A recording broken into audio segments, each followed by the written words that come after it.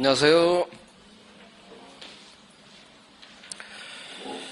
우리가 이제 오늘 저당권부터 다시 들어가요. 자, 약주한 전세권, 유치권.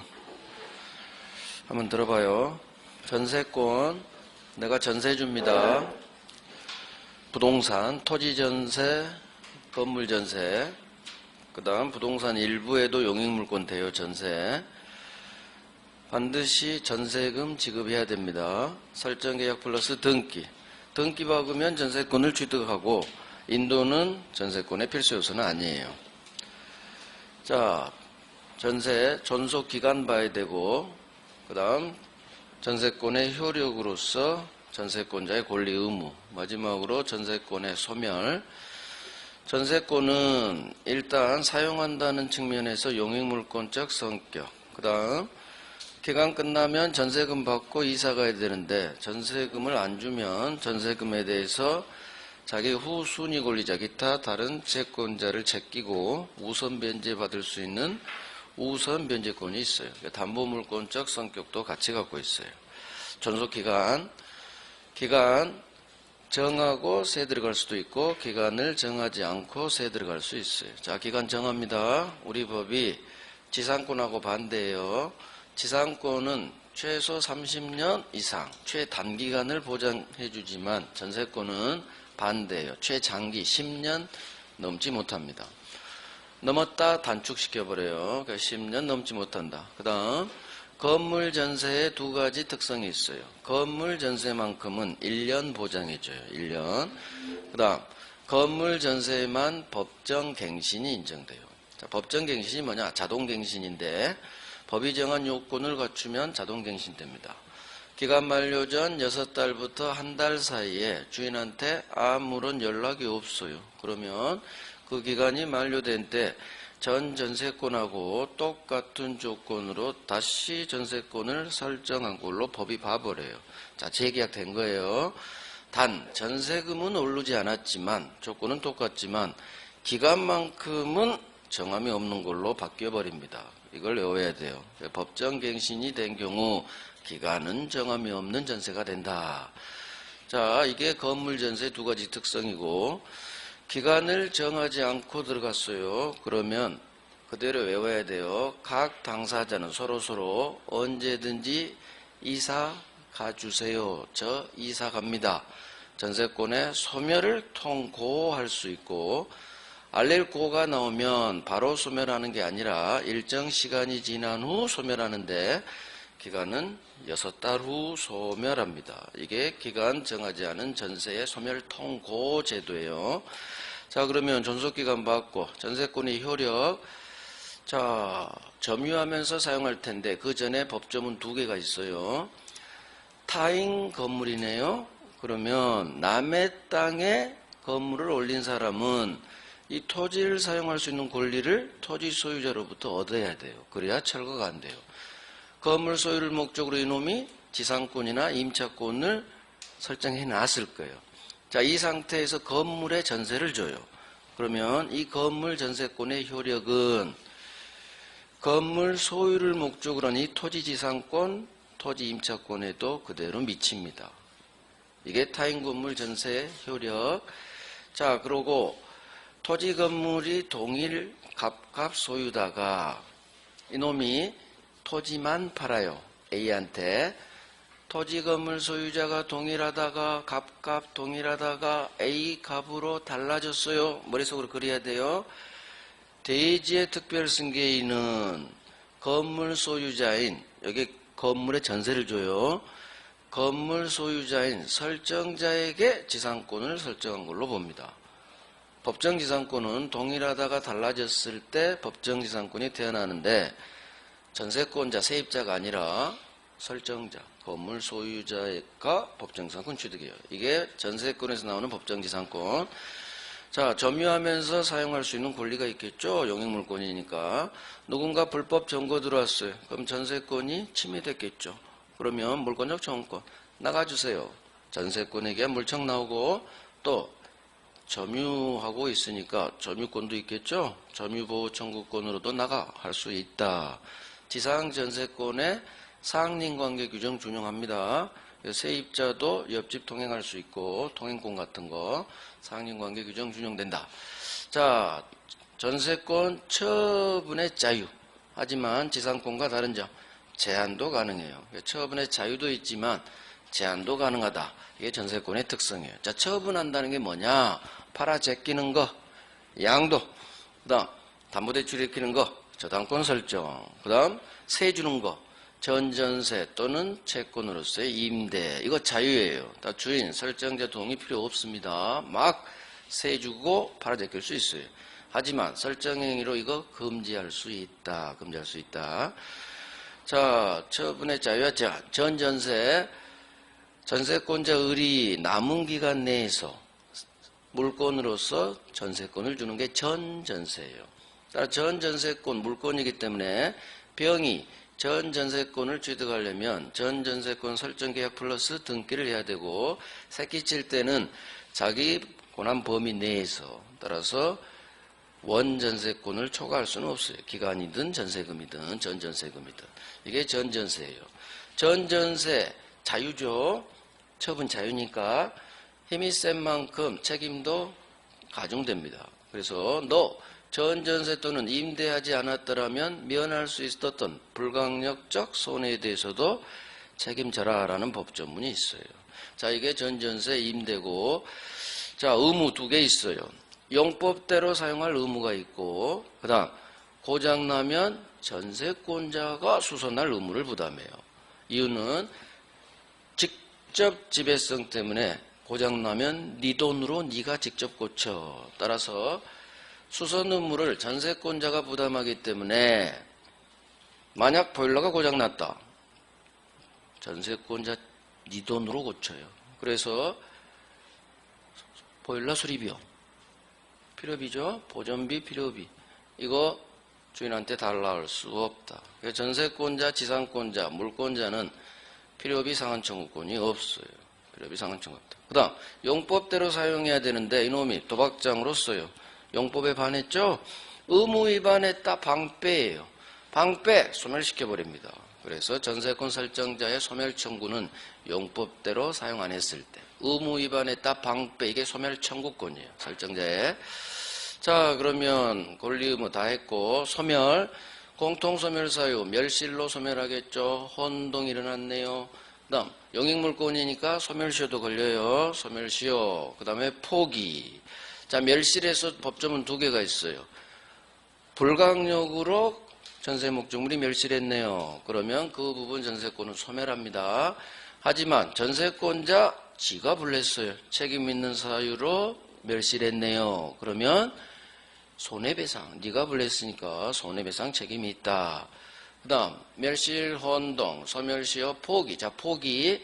지상전세권의 저당권을 설정했다면 저당권자 동의가 있어야 포기할 수 있다. 저당권자 동의 받아야 돼요. 포기하려면. 자, 이제 전세권 소멸의 효과.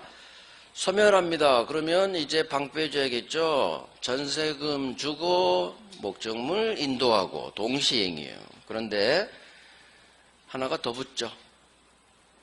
말소 등기에 필요한 서류 교부무도 같이 동시행.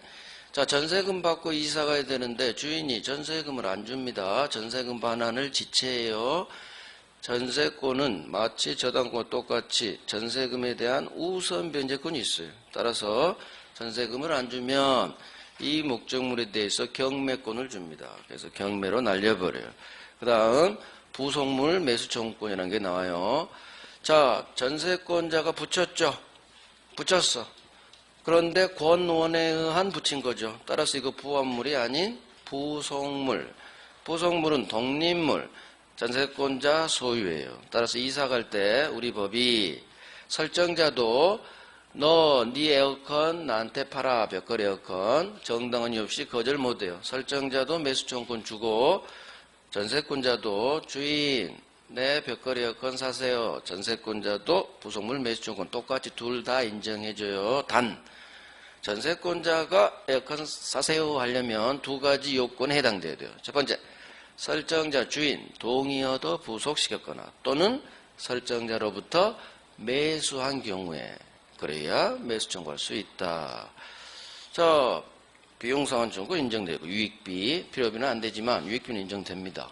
담보물권, 유치권, 저당권. 자, 첫 번째 들어갈 게 담보물권의 네 가지 특성, 부종성, 수반성, 불가분성, 물상대위성. 자, 부종성이 뭐냐? 담보물권은 반드시 채권이 있어야 돼요. 채권이 있어야 담보물권은 태어나고, 피담보 채권이 어떤 사유로 소멸하면 종놈도 죽습니다. 채권이 주, 담보물권이 종이에요. 이게 부종성이에요. 성립, 소멸의 우존성. 자, 같이 움직여야 돼요. 같이 존재해야 되고. 따라서 종놈인 저당권만 피담보 채권과 분리해서 따로 떼서 저당권만 양도 못합니다. 아주 잘 나와요. 수반성. 채권하고 담보물권은 같이 존재해야 되니까 함께 팔아야 돼요. 함께. 따라서 채권을 팔았어. 근데 저당권에 대해서는 아무런 얘기가 없어요. 그러면 수반해서 함께 이전한 걸로 봅니다. 수반해서 함께 이전, 이게 수반성이에요. 불가분성. 채권 전부 다 받을 때까지 담보물권의 힘은 목적물 전부에 대해서 미쳐요. 그래서 유치권에서 규정하고 저당권도 다 인정돼. 이게 불가분성. 전부. 물상 대위성. 물, 가치 변형물, 상, 위로, 저당권의 힘이 대신 들어가는 거. 이게 물상 대위성. 저당권 설정한 건물이 화재로 멸실해버렸네요. 토지에 저당권 박았는데 국가가 공용징수 수용해버렸네요. 아, 큰일 났다 싶었는데 다행히 설정자가 보험에 드러났네요. 보상금을 받네요. 이 보험금, 보상금 채권에 저당권의 힘이 대신 들어갑니다. 이게 저당 목적물의 멸실 또는 공용징수로 받게 되는 금전기타 물건에 저당권이 대신 들어가는 성질. 자, 이 물상대위성은 반드시 우선변제권이 있어야 인정돼요. 그래서 우선변제권이 있는 저당권에만 인정되지 우선변제권 없는 유치권에는 물상대위성이 인정되지 않아요. 오케이. 유치권 갑니다. 유치권. 갑이 승용차를 입고했어요. 갑이 공사를 맡겼죠. 자, 점유합니다. 수리해서 수리비 채권이 발생하고 공사 완료해서 공사비 채권이 발생해요.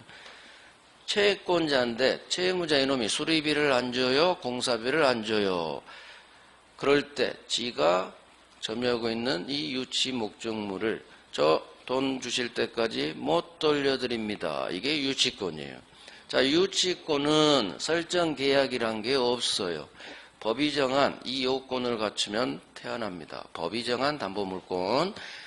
유치권은 성립 요건이 그래서 중요해요. 언제 유치권이 태어났냐? 성립 요건. 첫 번째, 모든 제한물권, 지상권부터 저당권까지는 타 물권이에요. 소유자가 따로 있죠? 대신 사용하고 용익물권. 이놈 채무자 물건을 담보 잡고 타물권, 타인 소유 물건이어야 돼요. 직거면 안 돼요. 자기 소유 물건을 유치한다는 건 말이 안 되는 거예요.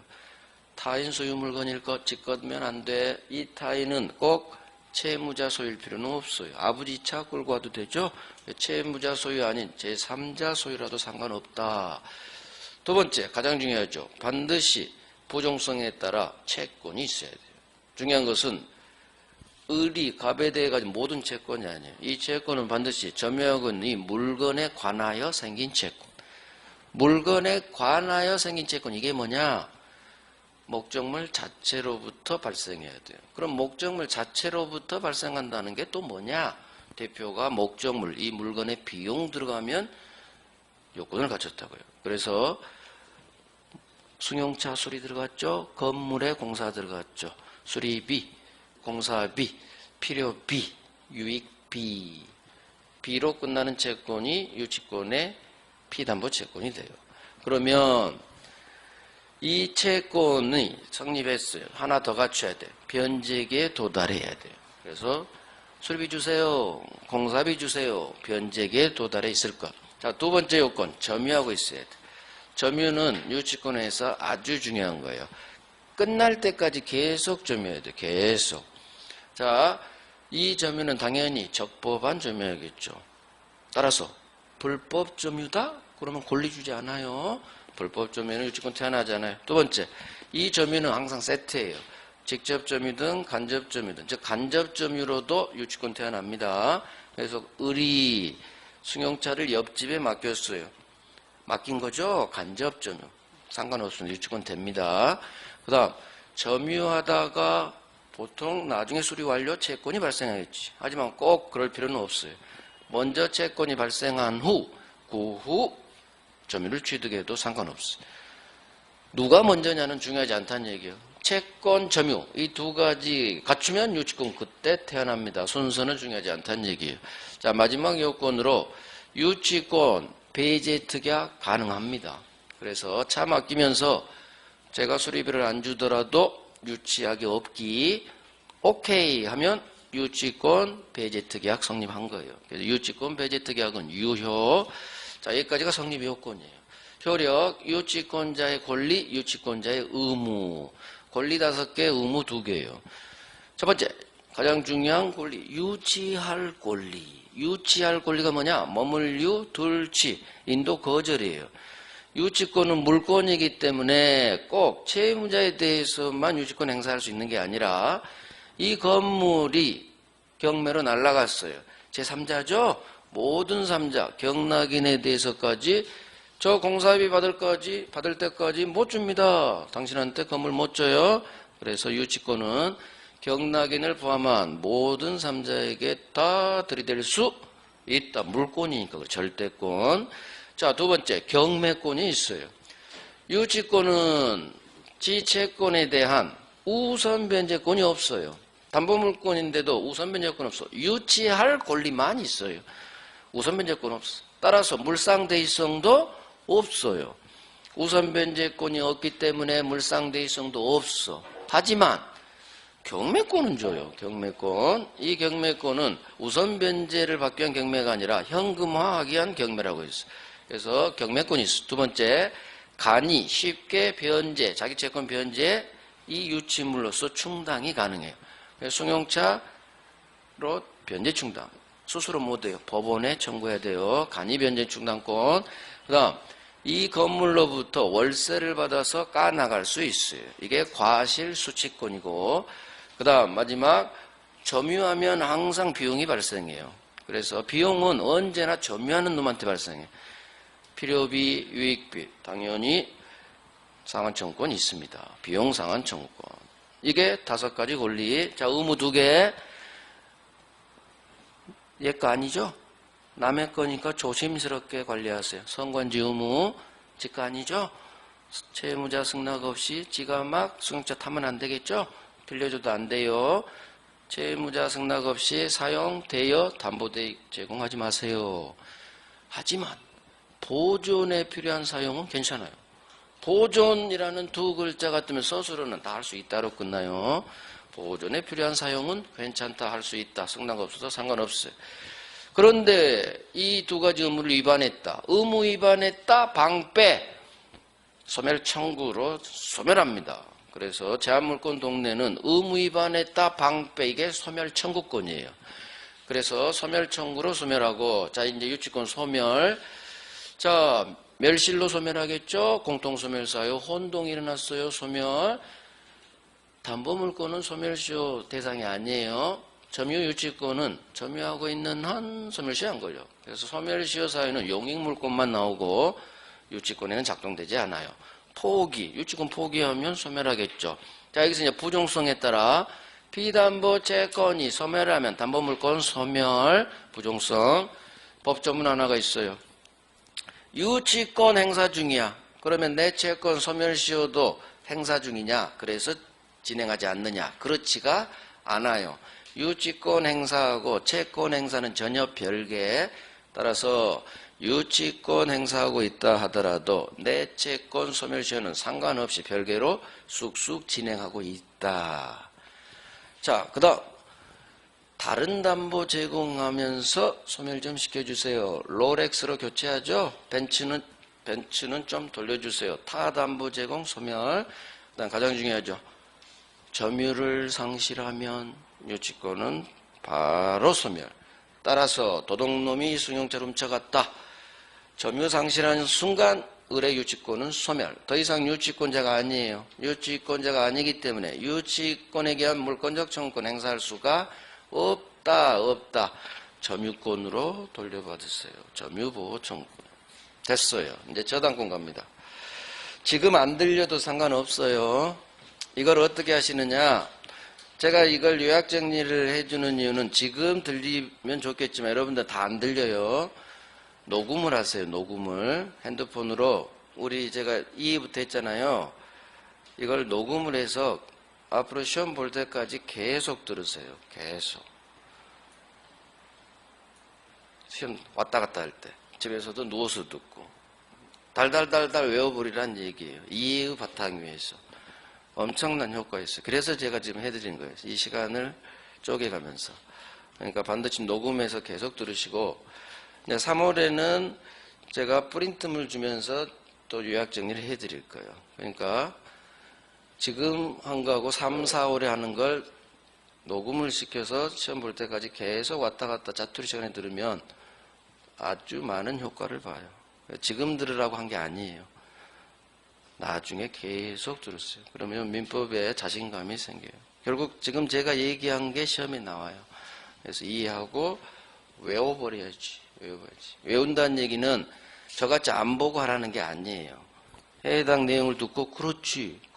OX 있다 없다만 쉽게 골라줄 수 있는 게 외우는 거예요. 우리는 주관식 시험이 아니에요. 지문 나와서 이게 맞냐? OX 싸움이요. 객관식은 그래 있다는데 없다야 X. 그러니까 읽어보고 틀렸는데 맞아. 이렇게 판단을 빨리 할 수 있는 게 외우는 거예요. 객관식 시험은. 자, 저당권 갑니다. 저당권. 이 앞에 목차는 쭉 설명 한번 했죠? 자, 이제 오늘 내용으로 갈게요. 페이지가 341페이지. 물권의 마지막 파트. 자, 물권 중에서 저당권이 가장 어렵습니다. 복잡하고. 그래서 딱 할 부분만 하고 좀 어려운 부분은 살짝씩 패스해도 돼요. 일단 해보려고 해야 돼요. 난이도 중하는 맞춰야 되니까. 저당권은 맨 먼저 저당권의 취득, 두 번째가 저당권의 효력이 미치는 범위. 저당권의 효력이 미치는 범위. 두 개를 봐야 되죠. 내 피담보 채권 어디까지 내가 땡기느냐. 낙찰대금에서 피담보 채권에 미치는 범위. 두 번째, 저당 목적물 어디까지 경매로 날려버리느냐. 목적물에 미치는 범위예요. 자, 그러면 저당권은 갑이 은행을 찾아가죠. 담보대출 1억을 일으키죠. 그러면 은행을은 채권 1억 금전소비대차 금전채권자고 갑은 돈을 빌린 채무자예요. 채권자 채무자. 은행은 그냥 돈 안 빌려주겠죠. 담보 주세요. 그래서 갑은 지소유 부동산을 채권자에게 담보로 제공해요. 저당권이 들어서는 것은 반드시 등기 등록되는 것만 가능해요. 이유는 점유를 하지 않기 때문에 그래요. 공시 방법이 등기밖에 없어요. 그래서 등기되는 부동산, 토지, 건물의 저당권이 가능하고 또 지상권, 전세권에도 저당권이 들어설 수 있어요. 그래서 등기, 등록되는 공시되는 것만 저당권 들어설 수 있다. 그래서 설정계약 플러스 등기를 박으면 채권자가 이제 저당권자가 되고 항상 왼쪽 놈 소유자는 저당권 설정자. 그러면 부종성에 따라 저당권자는 반드시 채권자만 돼요. 따라서 채권자 아닌 채권도 없는 놈이 제 앞으로 3자명이 저당권을 박았다? 이거 무효예요. 무효. 그래서 채권이 없는 놈이 저당권 박았다. 이 등기는 무효. 하지만 설정자는 꼭 채무자에 한하잖아요. 가만때 부동산이 없을 수도 있겠죠. 자, 아버지한테 도움 받는다 하겠어. 아버지 도와줘요. 채무자 아닌 제3자예요. 항상 채무자 아닌 제3자가 담보로 제공해 줄 수 있어. 이 3자를 물상 보증인이라고 해요. 물건 위로 보증 서준 사람. 설정자는 채무자에 한하지 않고 제3자 물상 보증인도 가능합니다. 3자도 가능하다. 이게 당사자의 문제예요. 객체의 문제고. 그 다음 저당권에 있어서 이 피담보 채권, 담보가 붙어있는 채권, 저당권이 붙어있는 채권, 피담보 채권이라고 하는데 담보 없이 빌려준 사람, 일반 채권자라고 해요. 일반 채권. 담보 있다, 피담보 채권. 이 채권은 아무런 제한이 없어요. 대부분은 돈 빌려준 금전 채권일 게 대부분이겠지만 그렇지 않아요. 하나지 않아. 금전 채권도 되고 목적물 인도 채권도 되고 아무런 제한이 없다. 금전 채권에 한하지 않는다. 자, 여기까지가 서설이에요. 서설. 계약의 당사자. 취득과 관련돼서 서설. 자, 이제 교재로 정리. 저당권의 성질. 등기만 받지 점유하지 않아요. 점유하지 않으니까 저당권 침해 시 내가 점유할 수 있도록 나에게 돌려주세요 하는 반환 청구권은 인정되지 않아요. 지역권하고 똑같아. 점유하지 않기 때문에. 그 다음 이 저당권은 너는 왜 박는 거니? 돈을 갚지 않으면 우선 변제받아. 자기 후순위 권리자. 선후가 있어요. 선순위는 못 제껴요. 이따 이제 배우겠지만 후순위 권리자 기타 담보면 일반 채권자를 제끼고 자기 채권에 대한 우선 변제권을 법이 줘요. 이 우선 변제권 때문에 저당권을 박는 거예요. 자, 이제 교재 보면서 341페이지 저당권의 내용. 저당권자는 그럼 오른쪽 을은 이렇게 머릿속으로 이해하는 거예요. 오른쪽 을은 저당권자는 채무자 또는 제3자가 왼쪽 놈이겠죠. 갑이 또는 아버지가 점유를 이전하지 않고 채무 담보로 제공한 부동산에 대해 후순위 권리자 기타 다른 채권자보다 자기 채권에 대한 우선 변제받을 권리가 있다. 그러면 여기서는 채무자 또는 제3자가 설정자가 되는 거고 저당권자는 없지만 채권자일 거고 점유를 이전하지 않는다는 거고 그 다음에 저당권은 어디에 들어선다? 부동산에 들어선다. 토지 건물. 그러니까 이 전문에서 많은 걸 알 수 있다는 얘기죠. 우선 변제권이 있구나. 그래서 읽고 이해하면 돼요. 아하, 저당권의 객체는 부동산이군. 점유를 이전하지 않는군. 자, 서술의 그대로입니다. 저당권은 채무자 또는 제3자, 물상 보증인이죠. 물건으로 보증선 사람. 점유를 이전하지 않습니다. 부동산에 대해서 우선 변제받을 수 있는 담보물권. 그렇지. 자, 법적 성질. 설정계약 플러스 다 필요 없어요. 다 필요 없어. 자, 담보물권 3번. 부종성 기억의 오른쪽에 있죠. 수반성, 불가분성, 물상대의성 4개 모두 갖춰요. 그래서 부종성, 수반성, 불가분성, 물상대의성. 그 다음 우선변제권 밑줄. 다 공부한 거죠. 자, 넘깁니다. 저당권의 취득, 성립 같은 말. 1번에 1번 저당권 설정 계약해야겠죠. 계약. 그 다음 2번 목차 2번 양거래 2번 등기 박아야겠죠. 그래서 합치면 설정 계약 플러스 등기를 하면 저당권 취득. 자, 설정 계약으로 갑니다. 계약 당사자. 여기가 시험에 가끔 나와요. 2번에 1번 동그라미 1번. 자, 밑에부터 읽어요. 두 번째 줄부터. 저당권자는 원칙적으로 채권자에 한한다. 채권자가 저당권자 되는 거예요. 부종성에 따라. 하지만 이거 예외 있어요. 원칙이에요. 예외는 나중에 할 거고 안 중요해요. 예외는 시험에 한 번밖에 안 나. 30년 동안. 이건 한 3번 나왔고. 저당권자는 채권자가 됩니다. 하지만 첫 번째 줄. 설정자는 채무자의 하나지 않고 설정자는 제3자도 될 수 있다. 이 3자를 누구? 물상보증이라 하는 거예요. 그래서 동그라미 1번 됐고, 그 다음 설정 등기 제목만 보시고 3번 저당권의 객체. 자, 저당권이 들어설 수 있는 것, 부동산 밑줄, 지상전세권 밑줄, 등기, 등록, 공시되는 것에만 저당권 들어설 수 있어요. 부동산, 토지 건물 적어도 되고, 권리 2개, 지상전세권에 들어서는 거예요. 자, 토지 일부에 저당권 들어설 수는 없다. 부동산 일부에는 소유권도 안 되고 저당권도 안 돼요. 오로지 뭐만 들어서요? 용익물권만. 그러니까 거기다 적어요. 같이 해야 돼, 같이. 부동산 일부에는 용익물권만 들어서는 거지 소유권도 안 되고 저당권도 안 돼요. 그래서 여기는 한번 나왔으니까 알고 계셔야 돼요. 자, 피담보채권 4번 1번. 피담보채권에는 밑줄 아무런 제한이 없어요. 금전채권에 한하지 않는다 이렇게도 나와요.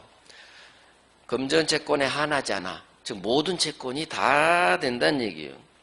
그래서 금전채권인 경우가 보통이지만 꼭 여기에 한하지 않는다. 비금전채권에도 들어설 수 있다. 이 정도만 하면 돼요. 자, 이제 오른쪽 갑니다. 저당권의 효력. 자, 그러면 이제 설명 들어봐요. 이제 여기서부터가 중요해요. 특히 목적물. 일단 이거부터 봐야지. 저당권, 의뢰 저당권의 힘, 효력이 피담보채권 어디까지 미치느냐. 이 말은 혹시나 이놈이 돈을 안 갚았어요. 얘들은 싹 지워버리고, 지채무자가 돈을 갚지 않으면 저당권자는 경매권이 있어요. 자, 경매로 날립니다. 갑소유 아파트를 경매로 날려. 그러면 A라는 사람이 낙찰을 받습니다. 경락인. 민사집행법상 용어는 최고가 매수인. 경매도 매매로 봐요. 법률 규정에 한 최고가 매수인. 경락인. 우리 시험은 매수인도 뜨고 경락인도 떠요. 왜? 판례 예전법에 따라 경락인 판례가 많거든. 그래서 매수인 나와도 아 경락인이구나. 경매 절차의 매수인 그렇게 나와요. 그러면 경락인 이렇게 생각하시고, 자, A가 2억에 낙찰받았어. 그때 저당권자는 이 경락대금, 매각대금 그래요. 매각대금에서 자기 채권을 땡겨버릴 수 있는데, 여기에는 을만 있는 게 아니라 2번 저당권자도 있을 수 있고 다른 담보 없는 다른 채권자도 있을 수 있어요. 그럼 모든 채권자는 낙찰대금에서 순서대로 배당을 받아가요. 이럴 때 저당권은 지채권 원금이 1억인데 낙찰대금에서 자기 채권 어디까지 땡기느냐 다른 놈 제끼고, 이게 저당권의 힘이 지채권 어디까지 미치느냐, 어디까지 내가 땡기느냐, 얼마를 내가 배당받느냐 그 문제예요. 이게 법조문이에요. 이 조문은 그렇게 중요하지 않아요. 30년 동안 한 번 나왔으니까. 자, 봅니다. 저당권은 피담보채권 어디까지 저당권의 힘이 미치느냐예요. 저당권은 원금 1억, 그 다음 이자 4% 해서 담보대출 이렇게 했겠죠? 이자도 땡겨. 원본 땡깁니다. 이자 땡깁니다. 위약금은 너 위약 돈 안 갚았을 때 일정한 금액 내야 돼. 이런 금액을 위약했을 때 값이 내야 되는 금액 위약금이라고 해요. 위약금도 땡깁니다. 그 다음 이놈이 채무불이행 돈을 안 갚았어요. 채무불이행을 하면 손해배상 청구권이 발생해요. 그래서 채무불이행으로 인한 손해배상 이것도 땡깁니다. 그 다음 경매 칠 때 저당권 실행한다고 그러죠. 경매 칠 때 돈 들어요. 저당권 실행 비용을 담보한다. 결국 원본, 이자, 위약금, 채무불이행 손해배상, 저당권 실행 비용 다 미칩니다. 단 조심할 게 있어요. 채무불이행으로 인한 손해배상을 지연배상이라고 하는데, 이 지연배상은 원본 이행기를 경과한 후 1년분에 한해요. 지연배상은 1년분에 한한다. 이렇게 외우면 돼요. 그래서 왜 그러느냐? 그러면 봐봐요. 원금 1억, 1년 4% 이자로 빌렸다. 이자 땡겨요. 2억에서 낙찰대금에서. 보통 위약금은 하지 않아요. 있으면 위약금 땡겨. 그 다음 갚아야 되는데 이놈이 지금 3년째 안 갚고 있어. 그러면 이게 지연배상이에요. 채무 불이행, 돈 안 갚았죠? 그거로 인한 손해배상, 이걸 지연배상, 같은 말이에요. 이 지연배상은 1년분의 만에 연체이자를 말해요. 지연배상은 연체이자 세죠. 기간이자는 4%인데 연체이자는 15%, 13%, 러시앤 캐시는 막 25%. 되게 비싸, 연체이자는. 그러면 3년 동안 연체이자가 발생했는데 1년치만 연체이자는 땡길 수 있다니, 낙찰대금에서. 왜 그러느냐? 만약에 은행은 이자 장사예요. 담보대출 채무자가 돈을 잘 갚는 게 좋을까요? 연체하는 게 좋을까? 은행은 연체해 주는 게 좋아요. 러시앤 캐시 한번 물어봐. 연체해 주는 게 좋아. 왜? 연체이자가 엄청 세거든. 그러니까 연체하면 좋아라 갑니다. 20%씩 땡겨버리니까 경매를 안 쳐요. 기다려. 그러면은 몇 년 지나면 막 10년 연체했다고 해봐. 배보다 이제 배꼽이 커져. 사채업자들이 그러잖아요. 이자가 이만큼 풀잖아. 원금 1,000만 원인데 나중에 몇 년 지나면 1억이 넘어버려. 이자 때문에, 이자, 고리 때문에. 이걸 방지하기 위해서 그래. 연체이자, 지연배상은 당신 1년밖에 못 땡겨. 그러니까 이자 장사 하려고 하지 말고 빨리빨리 호우순이 다른 사람들을 보호하기 위해서 그래요. 연체이자 챙기려고 경매를 안 쳐. 네 손에요. 1년밖에 당신 못 땡겨. 이것 때문에. 그래서 지연배상은 무한정으로 땡길 수 있는 게 아니라 1년치 연체이자만 낙찰대금에서 땡겨. 그 말이에요. 자, 이런 취지 뭐 몰라도 되고 알면 좋죠. 이해하는데. 그래서 모든 지연배상, 연체이자는 땡길 수 있는 게 아니라 법이 지연배상은 1년분에 한한다. 1년분에 한한다. 이 법 조금만 이해하면 돼요. 자, 그래서 의가 아니라 1번. 피담보채권 어디까지 효력이 미치느냐 이 의미. 선순위 저당권자가 자기 후순위 기타 다른 일반 채권자를 제끼고 어디까지 우선해서 이 매각대금에서 채권을 배당받느냐 그 문제예요. 이런 건 진짜 시험 안 나와요. 그러니까 조문만 하면 돼요. 원본이자, 위약금, 지연배상, 실행비용 담보한다. 이것만 해요. 단 지연배상은 1년분에 한한다. 이것만 알면 돼요. 문제 다 풀려요. 됐어요. 나머지 2번, 3번, 4번 이딴 거 하지도 마세요. 시험에 한 번도 나온 적 없어요. 어차피 등기법에서 배울 거고 민법에는 안 나와요. 할 필요 없어요. 자, 5번 봐요. 채무불이행 손해배상. 이게 지연배상인데 첫 번째 줄. 지연배상은 원본 이행기를 경과한 후, 자, 밑줄 1년분에 한한다. 결국 법조문으로 해결돼요. 그래서 지연배상은 1년분만 땡길 수 있다. 1년분만. 됐어요. 자, 나머지는 할 필요 없어요. 자, 넘깁니다. 이제 중요한 것은 저당 목적물 어디까지 저당권 효력이 미치느냐. 여기가 저당권에서 가장 중요하다고 했어. 목차 봅니다. 저당 목적물 어디까지 땡기느냐. 부동산에 부합된 물건이 있을 수 있어요. 부합물에도 미칩니다. 종된 물건에도 미칩니다. 종된 물건 아닌 권리에도 미칩니다. 종속된 물건이면 종물. 종속된 게 물건이 아닌 권리면 종된 권리 그래요. 같은 성질이에요. 종물에도 미쳐요. 종된 권리에도 미쳐요. 그 다음 가치가 변형된 물건에도 미쳐요. 저당 목적물의 가치가 변형됐다. 이게 바로 물상대위, 물상대위. 봉금, 수용, 보상금에 미쳐요. 가치 변형물에도 저당권의 힘이 미칩니다. 물상대위. 자, 마지막. 저당 목적물, 이 부동산에서 발생하는 과실. 과실하면 월세. 월세 법정 용어가 차임채권이에요. 채무자가 점유하면서 사용해요. 채무자가. 점유를 이전하지 않으니까. 따라서 누가 사용한다? 사용이익, 월세는 같은 말이라고 했어요. 얘가 살면 사용이익, 세 주면 월세. 월세가 과실. 같은 말이에요. 당연히 얘가 월세 받겠죠? 내가 담보대출을 껴서 저당권 받았다고 해서 내 월세가 은행한테 가지 않아요. 그래서 얘가 사용하니까 사용이익도 채무자가 누리는 거지 저당권에 이미 미치지 않아요. 과실에는 동네가 달라져 버려요. 과실에는 저당권에 이미 미치지 않아요. 이 네 놈은 미치지만 부합물에 미쳐요, 종물에 미쳐요, 종된 권리에 미쳐요, 가치 변형물에 미칩니다.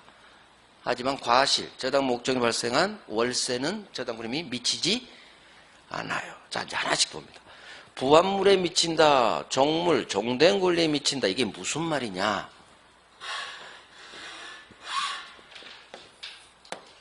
갑이 지소유 토지를 을에게 저당권을 설정해 줬어. 그러면 저당 목적물은 토지죠. 그러면 저당권이면 당연히 저당 목적물인 부동산, 토지 건물에 미칠 거예요.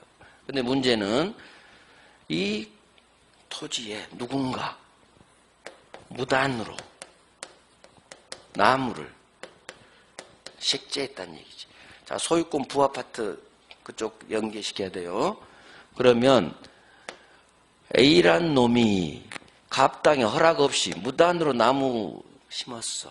토지에 부합한다 안 한다? 부합합니다. 허락 없이 남의 부동산에 물건 붙이면 붙었다? 부합해요. 무단식재니까. 이게 부합 표시예요. 이 부합물의 저당권에 이미 미친다는 얘기는 얘가 돈을 갚지 않으면 경매를 칠 건데 부합된 물건은 갑소유가 됐죠. 따라서 경매 대상이 토지하고 여기에 심어져 있는 이 나무가 예소유니까 같이 경매로 날아가. 그래서 저당권이 미친다는 얘기는 이 나무까지 경매로 날려버린다는 얘기예요. 그럼 저당권자 입장에서는 좋은 거예요. 왜? 나무값이 포함되니까, 플러스가 되니까. 담보가치가 높아질수록 확률적으로 좋은 거예요. 그래서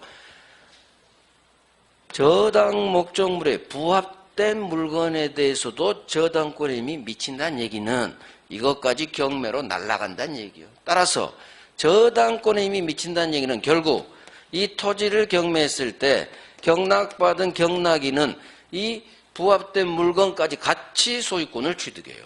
토지뿐만 아니라. 왜? 얘 거니까. 한 몸이 됐다는 얘기지. 부합됐다는 얘기는 한 몸이 됐다는 얘기예요. 이게 부합물에 미친다는. 그러면 우리 시험은 뭐가 나오느냐? 저당권의 효력이 미치냐 미치지 않느냐 그렇게 나와요. 그러면 이건 부합지식으로 풀면 돼. 무단식재했다? 부합물이면 미치고 부합물이 아니면 안 미쳐. 결론이 스스로가. 그러면 무단식재했다? 그럼 빨리 무단식재 부합됐네? 미친다로 끝나는 거고. 그런데 만약에 심은 A가 지상권자예요? 전세권자예요? 임차인이에요?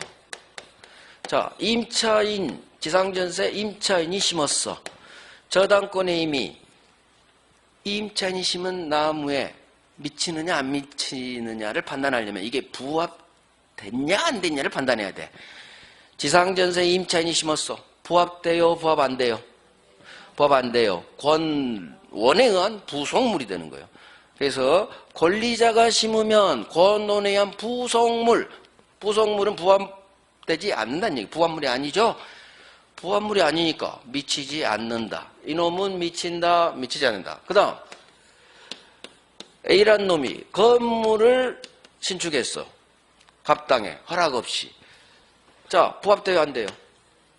건물도 절대 부합되잖아. 언제나 신축자 소유. 따라서 저당권이 미치지 않는다로 끝나. 그 다음 A란 놈이 파를 심었어. 배추를 심었어. 자, 이 농작물에 저당권이 미친다 안 미친다? 그러려면 부합되지 않는다. 이걸 결론 내고 부합되지 않으면 세트. 이렇게 가는 거예요. 그래서 저당권의 효력이 미친다 미치지 않는다를 판단하려면 심은 놈의 물건이 부합물이냐 부합물이 아니냐 거기에 따라 쭉 소수로는 가는 거예요. 결국 소유권에 있는 부합에서 배웠던 내용이 그냥 그대로 적용돼요. 그대로. 그 다음 또 하나. 만약에 이 수목을 A가 등기했어. 또는 명인 방법을 갖췄어. 등기된 수목, 명인 방법 갖춘 수목 부합돼요, 안 돼요? 안 돼요. 독립시켜버렸으니까. 따라서 이놈도 부합이 안 돼. 미치지 않는다로 가. 결국 부합물의 효력이 미친다인데 어떤 놈이 부합물이고 어떤 놈이 부합물이 아니고 그것만 하면 소수로 다 맞죠. 자, 이제 정리하면 돼요. 자, 봅니다. 법 전문 볼게요. 저당권의 효력은 344페이지 왼쪽 목적물 어디까지 미치느냐. 전문 봅니다. 저당권의 효력은 저당 부동산에 부합된 물건 밑줄 부합물이죠. 그 다음 정물에도 미친다. 부합물 정물에 미친다. 자, 그러나 설정행위로 다른 약정이 있으면 그러하지 아니하다. 즉 이거 강행 규정 아니에요. 다른 약정 특약 가능하다는 얘기죠. 그래서 갑과 을이 나중에 부합되는 물건 당신 저당권이 미치지 말기 특약 걸면 미치지 않아요. 이것도 시험에 나오니까 이거 임의 규정이다. 그래서 저당권의 효력이 부합물 정물에 미친다는 이 규정은 내용이 있으니까 필기하지 마시고 좀 이따 내용에서 확인해 드릴게요. 다른 약정이 있으면 미치지 않습니다. 즉 이거 특약이 가능한 강행 규정이 아닌 임의 규정이에요. 임의 규정이 특약이 가능하잖아요. 자, 이제 갑니다. 부합물. 자, 부합물은 1번에 1번 저당권 설정. 자, 전에 부합됐든 저당권 꽂은 후 부합됐든 상관없어요. 이미 부합돼 있었던 저당권 설정 후 부합됐든 상관없다. 이것도 나와요. 그래서 전에 부합됐든 후에 부합됐든 상관없다. 다 미칩니다. 자, 동그라미 2번 봅니다. 수목이란 미분리 과실은 자, 이해해야 돼요. 수목 미분리 과실은 원칙 토지의 일부죠. 따라서 토지니까 저당권 효력이 미칠 거야. 이건 시험 안 나와요. 두 번째가 나와. 그러나 등기 밑줄, 명인 방법 밑줄, 등기나 명인 방법을 갖췄어? 수목 미분리 과실에? 그럼 독립돼 버렸어. 따라서 이거 부합물이 아니죠. 독립물이니까 이 경우에는 저당권이 미치지 않는다. 소수로 밑에. 두 번째, 지상전세, 임차인 등 토지 사용권을 가진 자가 식재한 수목. 자, 그러면 지상전세 임차인이 식재한 수목. 이렇게 밑줄을 치셔요. 지상전세 임차인이 식재. 권리자가 심었죠? 권원에 의한 부속. 빨리 머릿속으로. 아하, 권리자가 심었어? 그럼 머릿속으로 권원에 의한 부속물이군. 부속물이 나왔다는 얘기는 부합물이 아니란 얘기지. 얘 거. 부합되지 않죠? 따라 부합물 아니니까 미치지 않는다로 끝나. 그래서 소수로 미치지 않는다. 등기 명의마법. 아하, 독립됐어. 부합물 아니네. 그 다음 권리자가 심었어. 부합물 아니네. 부합물 아니니까 미치지 않는다. 그 다음 오른쪽 4번 가요.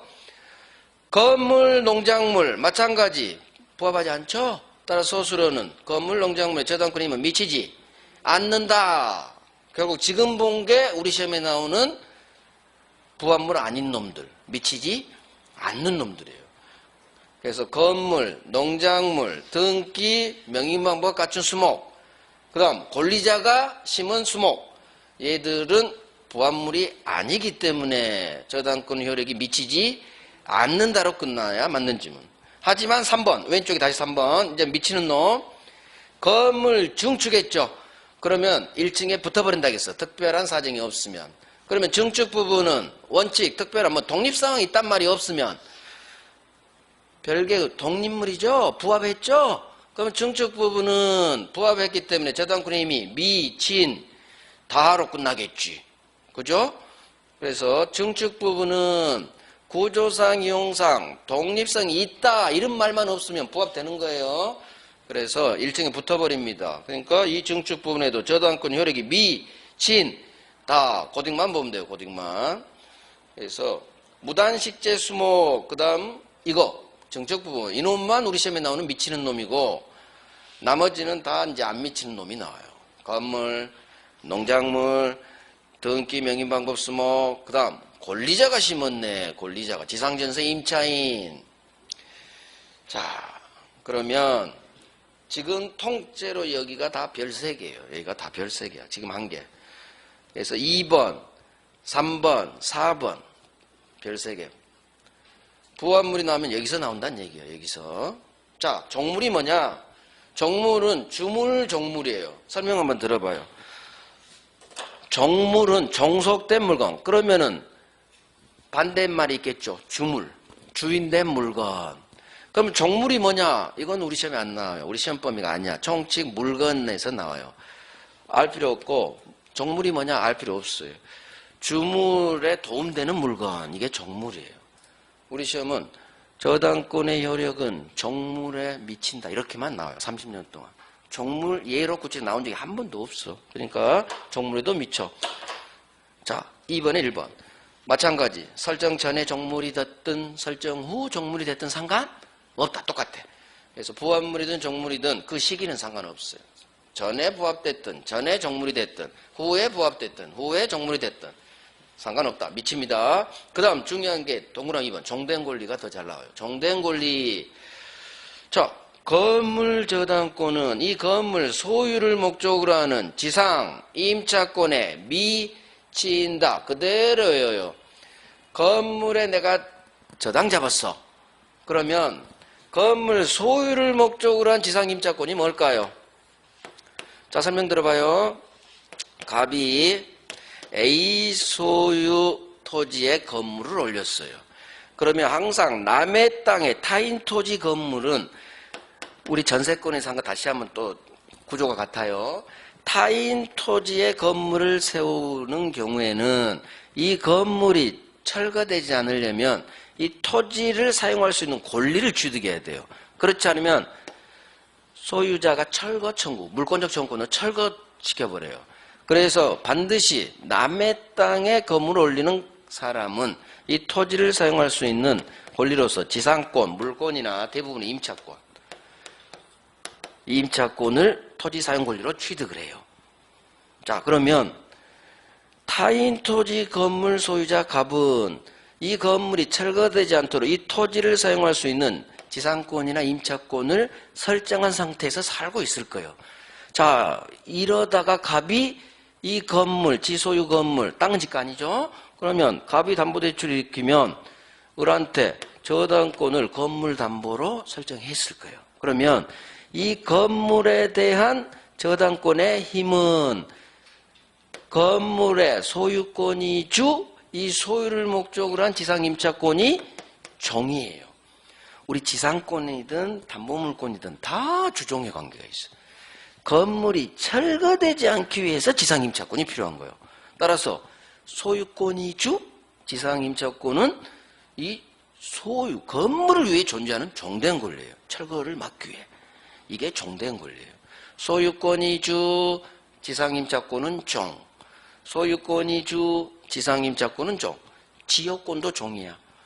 요역지 소유권이 주, 이 요역지의 통행을 위해서 존재하는 권리가 지역권이에요. 그래서 용익물권이든 담보물권이든 소유권이 주, 용익물권은 종. 채권이 주, 담보물권은 종이에요. 당연히 건물 저당권의 효력은 건물 소유권 주인한테도 미치고 종놈인 지상임차권 종된 권리에도 미친다 이거예요. 무슨 말이냐? 시험은 여기까지 나오는데 만약에 갑이 1억을 담보대출 일으켰는데 돈을 못 갚아서 저당권자 건물 경매 날리겠죠. 그러면 건물을 낙찰받았겠죠. A가. 그러면 지상임차권도 경락인이 취득하게 해야 돼요. 왜? 얘가 가지고 있는 권리니까. 그래야 얘도 낙찰받은 건물 밑에 있는 토지를 사용하지. 결국 이 목적 때문에 미치게 하는 거예요. 건물 저당권의 효력은 건물 소유를 목적으로 하는 지상임차권에 미친다. 왜? 소유권이 주, 지상임차권은 건물을 위해 존재하는 종된 권리다. 그래서 이걸 외워야 돼. 건물 소유를 목적으로 하는 지상임차권은 소유권이 주, 지상임차권은 종. 종된 권리에도 미친다. 익숙하게 외우면 좋아요. 그래서 다시 동그라미 2번. 종된 권리에도 종물하고 똑같이 취급해요. 따라서 건물 저당권은 이 건물 소유를 목적으로 하는 종된 권리인 이렇게 읽는 거예요. 소유권이 주, 종된 권리, 지상임차권은 정. 종된 권리, 지상임차권에도 미, 친, 다. 별 3개, 별 3개.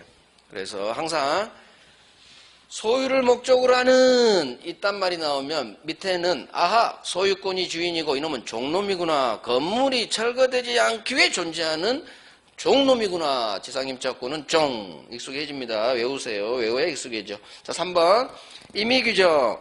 자, 이거 이 법규정은 밑줄 임의규정이요. 임의규정은 당사자 특약이 가능하죠. 그래서 갑과 을이 우리 부합물 종물에는 당신이 미치지 맙시다. 특약해서 은행이 콜 하면은 배제 특약이 되는 거예요. 임의규정. 따라서 저당권의 효력이 부합물이나 종물에 미치지 않도록 특약할 수 있다. 항상 임의규정 나오면 특약, 유효. 그래서 계약법 규정은 대부분 임의규정이죠. 계약법 동네는 특약 나오면 다 유효예요. 배제할 수 있다. 특약 유효다. 됐어요. 과실만 하고 쉴게요. 과실은 사용이익이기 때문에 설정자가 사용합니다. 설정자가 월세 받는 거예요. 따라서 동그라미 1번 내용부터 봅니다. 저당 목적물 사용은 당연히 채무자의 설정자 갑이함으로 이놈이 사용하고 이놈이 월세 받아. 따라서 원칙 밑줄 과실에 대해서는 저당권 효력이 미치지 않아요. 과실은 저당권 힘이 미치지 않아. 하지만 예외가 있어요. 예외. 법조문. 자, 설명 듣고. 월세는 노타치예요. 노타치.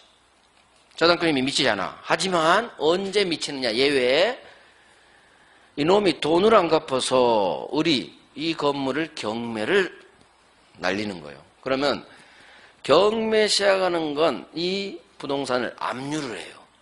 압류로 묶고 경매 시작하는 거예요. 만약 이 건물에 압류를 했다. 경매 치려고. 그러면 여기다 적죠. 과실은 원칙 미치지 않지만 예외. 저당권자가 이 저당 부동산에 압류를 했다. 압류 후 수취하는 과실에는 이제는 미친다. 왜? 돈을 못 갚아서 경매 들어가는 게 압류예요. 그러면 압류 후 받는 월세도 얘가 챙겨야지. 그래서 압류 후 수취하는 과실에는 이제는 미쳐요. 그게 법조문이에요. 법조문은 예외만 있어요. 자, 법조문 한번 볼게요. 저당권의 효력은 저당 부동산에 대한 자 밑줄 압류 후 동그라미 압류 후 수취하는 과실에 미친다. 여기까지만 하면 돼요. 나머지는 시험에 안 나와요. 그래서 압류 후 수취하는 과실에는 미친다. 수취했거나 수취할 수 있는을 그냥 수취하는 과실로 퉁쳐버려도 돼요. 중요한 건 압류 후가 아주 중요해. 왜 압류했겠어? 돈을 안 갚으니까 경매 치려고. 이제는 미치게 해야지. 월세도 땡겨야지 은행이. 그래서 2번 동그라미 2번. 자, 저당권의 효력은 저당 부동산에 대한 압류 후 설정자가 수취하는 과실은 이제는 미친다. 원칙 알고 예외 다 알아야 돼요. 그래서 원칙은 미치지 않지만 압류 후 챙기는 과실에는 이제는 미친다. 자, 그러면 과실 대표 고딕 봐요. 압류 후 설정자가 받는 차임채권에 이제는 미친다. 과실이 차임채권으로 나와요. 이렇게 과실로도 나오고 차임채권 월세로도 나오고 같이 하셔야 돼. 그래서 압류 후에 동그라미 하시는 거예요. 고딕 오른쪽 있죠? 고딕 오른쪽 압류 후 동그라미. 항상 전후는 되게 중요한 단어예요. 그래서 압류한 후 수취하는 과실이 꼴 차임채권에는 이제는 미친다. 오케이 됐어요. 10분 쉬고 물상대에 갑니다.